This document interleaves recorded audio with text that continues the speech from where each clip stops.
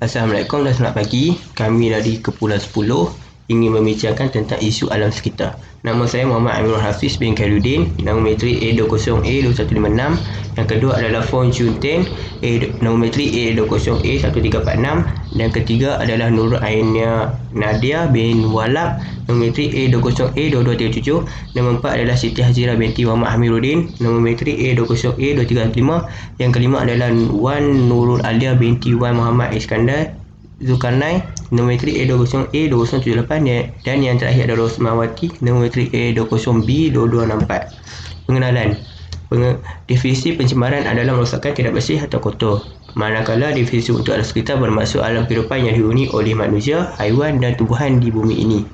Pencemaran yang berlaku ini telah membuatkan kumpulan kami mengambil tajuk isu alam sekitar sebagai kerja khusus bagi subjek mata pelajaran falsafah dan isu semasa. Hal ini demikian kerana pencemaran alam sekitar ini banyak memberi kesan kepada manusia, hidupan liar dan alam semula jadi. Pencemaran yang dikaji pula ialah pencemaran udara, pencemaran air dan pencemaran bunyi. Objektif kajian. Objektif kumpulan kami untuk masalah pencemaran ini adalah kumpulan kami membuat kajian dengan lebih terperinci untuk mengetahui mengapa isu alam sekitar ini sering meningkat dari semasa ke semasa. Yang kedua adalah kumpulan kami dapat menguraikan faktor yang menyebabkan masalah pencemaran berlaku. Dan yang terakhir adalah kumpulan kami dapat mengaitkan pencemaran alam sekitar ini dengan aspek falsafah. Assalamualaikum, saya Nurul Ainia Nadia. Faktor berlakunya pencemaran alam sekitar. Pencemaran udara, kenderaan bermotor, asap yang dikeluarkan seperti karbon dioksida dan monoksida boleh mencemarkan alam sekitar. Aktiviti harian manusia seperti penggunaan peti sejuk dan penyaman udara melepaskan gas klorofluorokarbon boleh menipiskan lapisan ozon. Pembakaran terbuka iaitu secara tidak terkawal boleh menyebabkan jerbu di seluruh negara. Dan akhir sekali aktiviti pembangunan dan perindustrian. Seterusnya, pencemaran air. Bahan pencemar dari kilang iaitu cecair kimia yang disalurkan ke dalam sungai yang tidak dirawat yang mengandungi bahan toksik yang mencemarkan air sungai. Pembuangan sampah disebabkan sikap manusia yang tidak bertanggungjawab. Aktiviti pertanian iaitu penggunaan baja kimia dan racun serangga perosak untuk membunuh haiwan perosak yang digunakan dalam pertanian. Dan akhir sekali, industri pelembungan. Industri pelembungan biji timah melalui teknik pam hidro mengakibatkan pembendapan lumpur dan menjadikan air keruh. Akhir sekali, pencemaran bunyi. Pertambahan jumlah kenderaan, masalah kesesakan lalu lintas yang timbul menyebabkan kebisingan iaitu daripada hon kereta dan bunyi enjin kenderaan berat. Aktiviti pembangunan dan proses pengeluaran kilang. Bunyi bising berlaku daripada bunyi jentera dan mesin besar seperti mesin gerudi. Proses pemotongan besi yang menghasilkan bunyi nyaring yang kuat serta bising. Pengembangan dunia hiburan dan teknologi seperti kelab malam dan disko yang menggunakan bunyi bising yang bingit. Aktiviti harian manusia seperti memasang radio dan televisyen yang mengganggu ketenteraman jiran tetangga.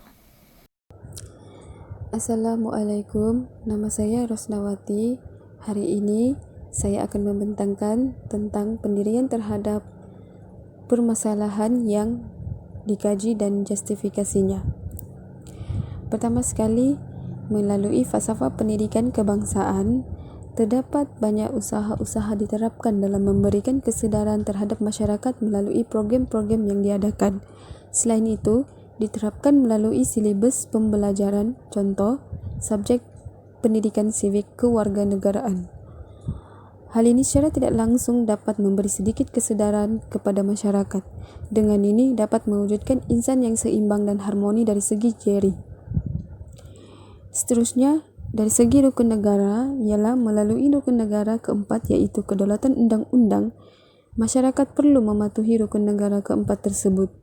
Sebagai contoh, jika seseorang membuat kesalahan iaitu merosakkan alam sekitar, dengan ini pihak bertanggungjawab boleh mengenakan tindakan berdasarkan undang-undang yang ditetapkan dalam negara ini.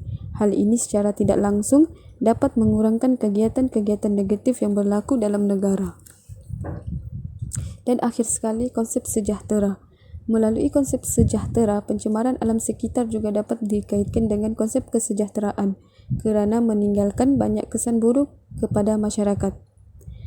Dengan ini, apabila masyarakat menerapkan konsep sejahtera dalam kehidupan mereka, secara tidak langsung negara akan aman dan makmur.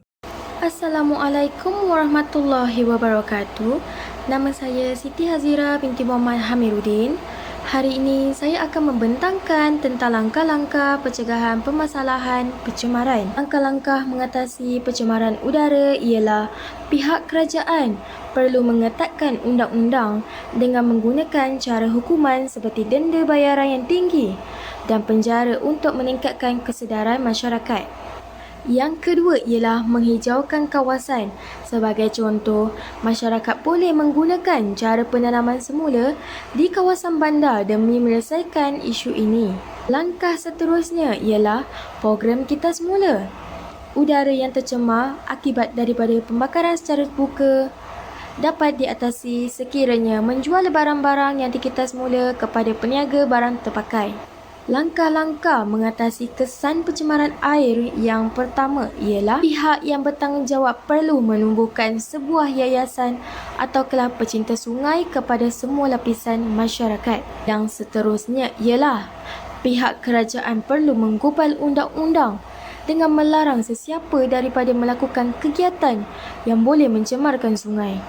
Langkah seterusnya ialah mengadakan program pendidikan, latihan dan maklumat pencemaran alam sekitar kepada semua lapisan masyarakat di dalam negara ini. Langkah yang terakhir ialah langkah mengatasi pencemaran bunyi. Yang pertama ialah peranan masyarakat untuk mengatasi masalah pencemaran bunyi. Masyarakat boleh menggunakan kenderaan awam atau berkongsi kenderaan dengan jiran atau rakan untuk pergi ke tempat kerja. Yang kedua ialah pihak kontraktor perlu mengurangkan waktu operasi. Hal ini demikian kerana kegiatan pembinaan dan pembangunan merupakan antara punca pencemaran bunyi. Dan yang terakhir ialah peranan pendidikan. Pendidikan memberikan kesedaran serta membentuk sikap positif terhadap alam sekitar, terutamanya dari peringkat rendah lagi. Selamat sejahtera semua, nama saya Fong Chue Ting. Hari ini saya akan membentangkan tentang penutup. Alam sekitar merupakan asas penting bagi negara untuk kegunaan yang akan datang. Jadi, setiap individu perlulah dapat pengajaran penting dalam menjaga alam supaya alam kita masih boleh dijaga baik oleh generasi yang akan datang. Berbagai usaha telah dijalankan oleh kerajaan dalam memelihara dan memelihara alam semula jadi. Misalnya, kerajaan dan badan-badan bukan berkanun NGO boleh bekerjasama membina bumi dan kehidupan yang lebih berkualiti, lebih bersih tanpa mencemarkan alam kita. Masyarakat juga perlulah membantu dalam menjaga alam. Contohnya, mereka boleh melaporkan jenayah yang dilakukan oleh masyarakat yang tidak bertanggungjawab dalam menjaga alam. Itu sahaja daripada saya. Terima kasih.